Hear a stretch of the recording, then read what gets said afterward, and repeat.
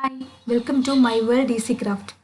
ഇപ്പോൾ ട്രെൻഡിങ് ആയതും 5000 വർഷം പഴക്കമുള്ളതുമായ നമ്മുടെ പൂർവികർ ഉപയോഗിച്ചിരുന്നതുമായ ഒരു സ്കിൻ കെയർ ടിപ്പുമായിട്ടാണ് ഇന്നത്തെ വീഡിയോ.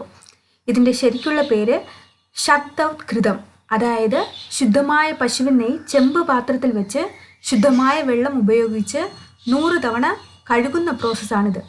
ഈ വീഡിയോ നിങ്ങൾ ഇതിനോടകം കണ്ടിട്ടുണ്ടാകും. അത് കഷ്ടമാണെന്ന് ചിന്തിക്കുന്നവർക്ക് 1 മിനിറ്റിൽ തയ്യാറാക്കി എടുക്കാനുള്ള ഒരു ടിപ്സുമായിട്ടാണ് എൻ്റെ ഇന്നത്തെ വീഡിയോ. മിനക്കിടാൻ എന്നെപ്പോലെ താല്പര്യമില്ലാത്തവർക്ക് ഇത് ട്രൈ ചെയ്യാവുന്നതാണ്. ഇവിടെ നമുക്ക് ആവശ്യം മിക്സിയും ജാറും വെള്ളവും പിന്നെ പശുവിൻ നെയ്യും.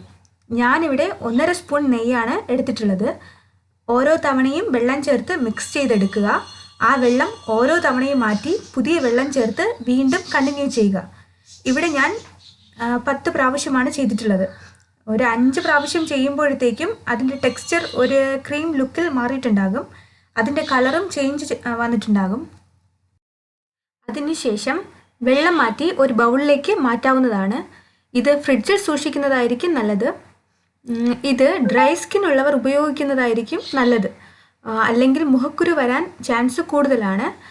പിന്നെ ചിലർക്ക് ഇത് ഉപയോഗിക്കുമ്പോൾ ആദ്യം ഗ്ലോയും പിന്നെ ഷെയ്ഡ്സും വരുന്നതായിട്ട് കേട്ടിട്ടുണ്ട്.